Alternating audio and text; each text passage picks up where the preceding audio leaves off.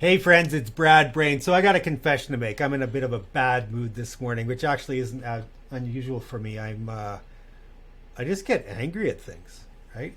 I guess it's just my makeup. Partly because of what I'm going to share with you today, but partly some other stuff. And between the two of them, I'm in a bad mood. So here's why I'm in a bad mood. Because it's easy to superficially dismiss what I'm saying as that I'm only whining because it's something happened that's not in my interest. And if you were to take that type of superficial analysis of what I'm about to say, then you're missing my point. Don't do yourself the disservice of not listening to me here, okay? So here's what happened.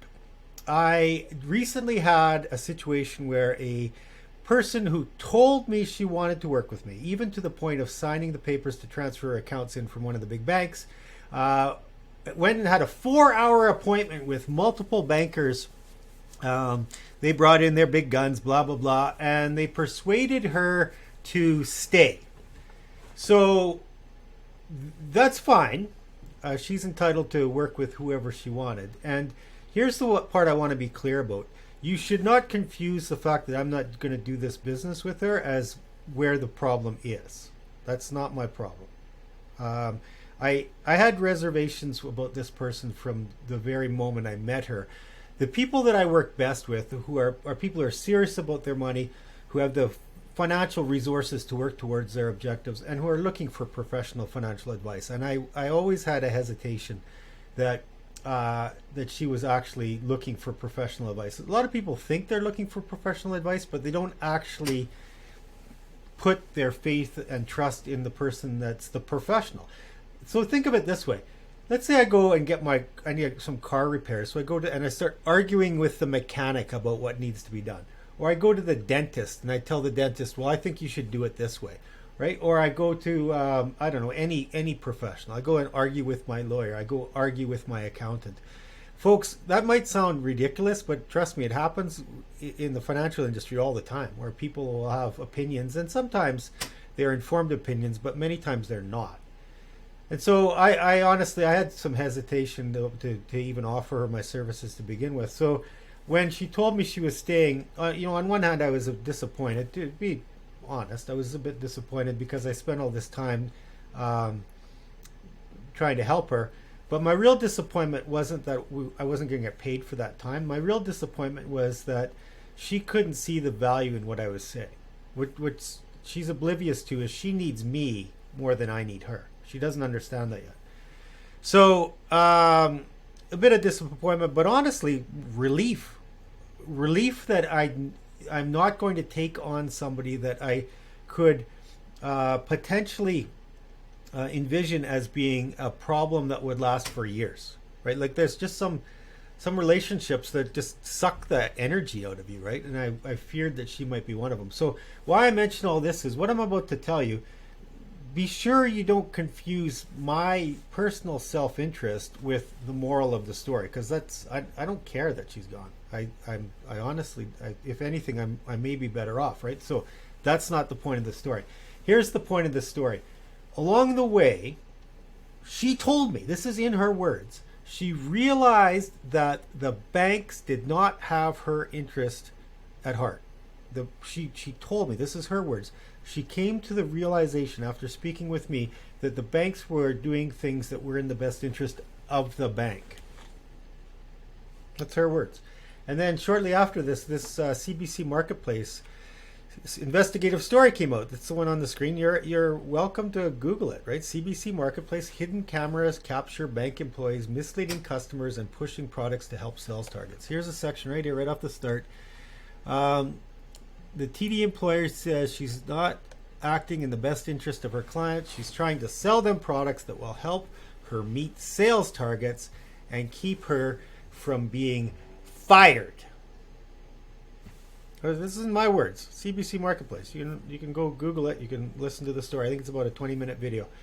Okay, so basically this is exactly what happened in this particular person's situation. She went in with the banks and they told her all the good reasons why she should stay with them. And maybe there were some good reasons that she should stay with her bank. I don't care about that. Here is what pisses me off. She was told things that are factually incorrect.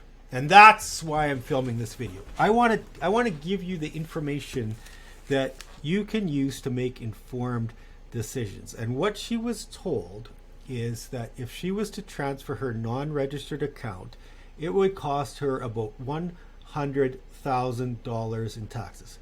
Problem is, that is blatantly false. That it was not her situation. It never was. In fact, she recently did some things that were going to affect her capital gains tax anyway. So it's a fable. It's a fairy tale that she was told. Now, maybe because the bank clerks were ignorant and did not know how taxes work. That's a possibility. Or maybe maliciously. Maybe like somebody with an agenda told her incorrect information. One way or the other, the information's incorrect. So whether it was because the person didn't know any better, which is inexcusable because of questions of competence, or because they were acting in their own self-interest, which is also inexcusable because it's a conflict of interest. One way or the other, it's not a good situation. So I'm going to tell you how taxes work. Now, in this particular client, she's in Ontario, not my client, she's the bank's client. So her tax rates are a little bit different, but a lot of my guys are in BC. I'm going to show you this. This one is from a website called taxtips.ca. And what you can see here is how different types of income get taxed. Now, long story short, I'm just going to go straight to a certain amount, just for demonstration purposes. My point of filming videos with this is not to give you specific financial advice that's tailored for your specific situation, because I don't know who's on the other end of this video. I can't give you specific financial advice. If you want specific financial advice about your unique situation, go see a professional. But I can tell you how taxes work, though. That's fine, right? So let's just say, for sake of discussion, somebody's got a $100,000 tax bracket and they live in BC. Well, this section right here, I'll do it in blue. Maybe just I'll see if I can make this work to try and highlight it even more. Now it's in red there. So, I mean, there's some different things here. I don't need to get into the details for the purposes of this video. Just this number right here, 31%. I mean, if you wanted to, you can use the other one for what I'm about to show you. But we're just going to call the marginal tax rate 31%. So that doesn't mean you pay 31% on all of your income. Just whatever income is in this little section right there, right? Over 95 grand, you're at 31%. From 55 to 95, you're at 28%. So forth. But we don't have to worry about any of that stuff because we're not trying to fill out a tax return. We're trying to talk about a concept. So I'm going to pull over a little spreadsheet I just did up real quick to talk about what's going on. Now, in her case, the book value of her account was $995,000, and the market value was $1 million. And I have enough zeros there. I think I got, yeah, there it is. $1,060,000. So her capital gain is in yellow there, 65 grand. That's not how much tax she pays. It's not even the money that she pays tax on. That's just the amount of profit that she's made. So if she was to move her account, she would trigger a $65,000 capital gain. Now here's the thing. Capital gains are not fully taxable. With capital gains, oh, I just changed that to blue. Well, I'll just put it back to yellow for convenience here. Trying to keep some consistency. So capital gains in yellow, taxable capital gains in blue. Okay, so 50% of capital gains are taxable. 50% of capital gains are taxable capital gains. So if she was to have a $65,000 capital gain, she only pays tax on half that money. Now she doesn't pay $32,500 in tax. She pays tax on $32,500. So I already pre-populated the marginal tax rate at 31%. What she's paying here is $10,000 in tax. She was told 100. She was told she would pay $100,000 in tax when actually the tax bill would be 10. Now, nobody likes paying tax, but a $10,000 tax bill on $1 million account is a lot different than a $100,000 tax bill on $1 million account. Plus, there's a bunch of other advantages of doing the transfer. And honestly, in my opinion, and of course we can't promise future events, but she would have made up that 10 grand like that, right? But that's not what she was told. What she was told was misleading information, uh, either because the people had an agenda or because they were dumb. I don't know which of the two it is. So it's important to know how these things work, and you know, we have got this queued up. We can put anything we want in. Like, I mean, I guess the way the formula is going to work on the Excel spreadsheet, you know, 50,000, and let's say it's worth 150 now. Well, now you're going to have we'll just drag that line down and drag that. Here, I'll do this so we can do some other ones too.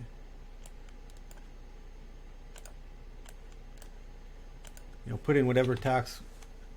Well, I got something wrong there. Oh, it's should be 26%. You know, 13 grand in that situation. You know, what if let's say go back to the first situation, 995,000, and this was, I don't know, like 1.5 million dollars now, right? Okay, now she's got a $500,000 capital gain, of which she'd pay tax on $252,000. Put her at 35%. I don't care. Nope, I keep doing this wrong. I need to put the percentage in there, or else math doesn't work. Okay, so even in that situation, she doesn't have a $88,000 tax bill. Just jacked the marginal tax rate and significantly jacked the capital gain, and she's still not paying 100 grand. You see why I get pissed off? Just, it makes me mad when people get crappy financial advice. And this is just the way I'm wired. Years ago, one of my colleagues, she described me as having a strong protective instinct to keep people safe from harm. So what pisses me off about this situation is not that this person didn't become a client, it's that she was misled. And she's going to be, there's some other stuff I haven't talked about in this video, and I don't need to, but, you know, financially worse off because of this bad, misleading information that she got from supposedly financial professionals. So, I don't know, what's the moral of the story? Well, get information from people that they know, right? And how do you know who to trust? Well, there's lots of ways that you can ask intelligent questions to find out where your financial advisor is coming from, like their years of experience, their credentials. Are they forced to sell proprietary products, or are they independent? What is their incentive for recommending one product over another? There's lists of questions that people can ask of their advisors, and you know, there's a cost of bad advice. This lady's paying that cost of bad advice. Okay, rant over. If there's anything I can help you with, I'm Brad Brain. All the best. Take care. Bye-bye.